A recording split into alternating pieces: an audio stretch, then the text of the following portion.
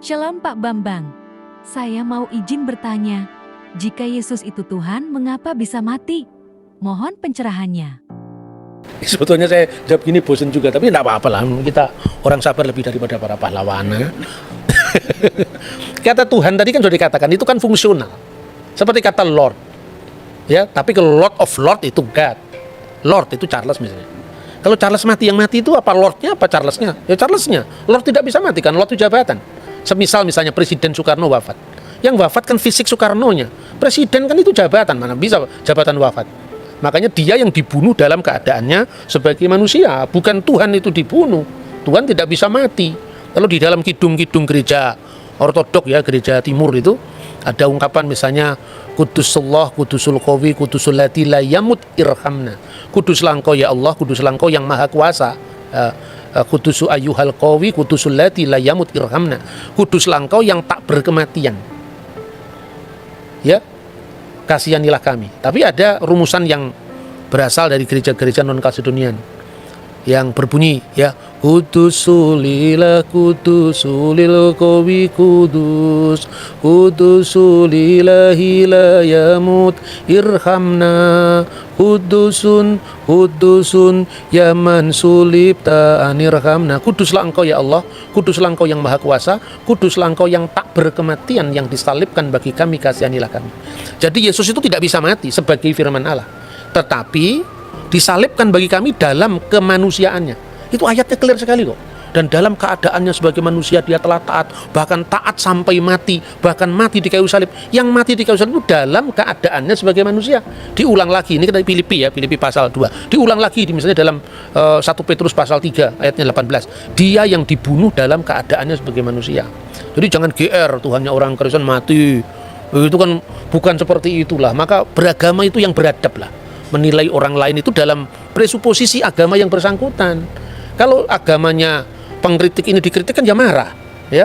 Maka janganlah suka membuat kesalahpahaman, memelihara kesalahpahaman, memelihara paham yang salah meskipun sudah dijelaskan. Agree in disagreement.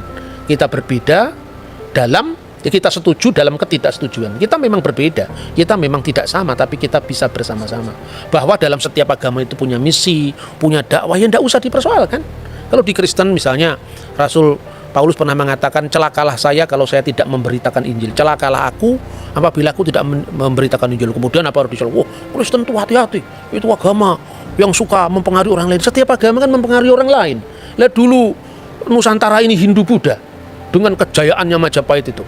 Kemudian karena dakwahnya para wali, kemudian menjadi Islam. Ya sekarang kalau misalnya ada orang Islam menjadi Kristen, ya biarkan saja lah. Itu kan hak asasi manusia. Tidak perlu harus ada gerakan anti pemurtadan. Murtad dan tidak murtad tergantung dari pihak mana kita melihat kan.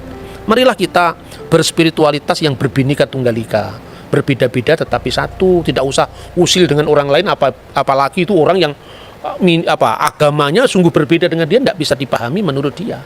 Itu saya kira ya, semoga ini bisa mencerahkan. Pak, ini yang terakhir Pak, ayat-ayat mana yang membuktikan atau menyebutkan bahwa Yesus itu adalah Tuhan? Ya tentu banyak sekali ya. Misalnya Kisah Rasul pasal 2 ayat 36. Karena Allah telah menjadikan Yesus yang kamu salibkan sebagai Tuhan dan Kristus. Tapi sekali lagi, ini kata Tuhan ini maknanya Lord loh. Nah, Adonai, tetap pemilik, pemelihara ya, fungsional.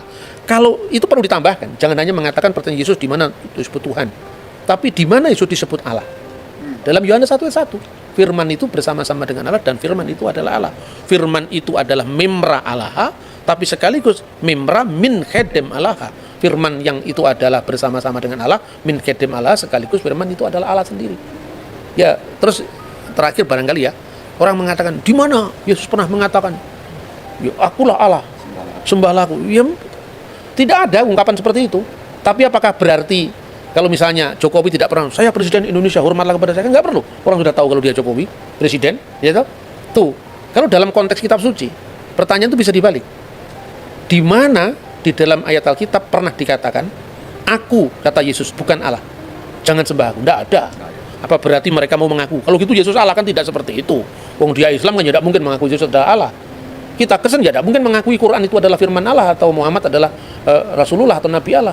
Setiap agama itu kafir terhadap agama lain. Tidak usah kita menstigmakan orang lain kafir, orang lain yang berbeda harus kita musuhi, tidak perlu. Karena apa? Kita ini sama-sama kafir sekaligus sama-sama beriman. Kita beriman kepada yang kita imani toh. Kita beriman pada Yesus.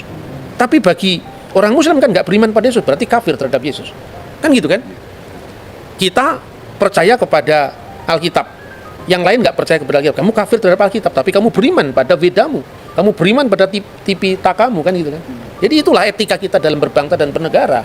Tidak boleh kita memaksakan ruang privat kita ke ruang publik, kemudian orang lain harus sama dengan kita dan diukur dari kita. Tidak bisa itu. Demikian saya kira. Baik. Oke Pak Bambang, penjelasan Anda sangat mencerahkan dan menguatkan iman kami. Terima kasih, Tuhan Yesus memberkati.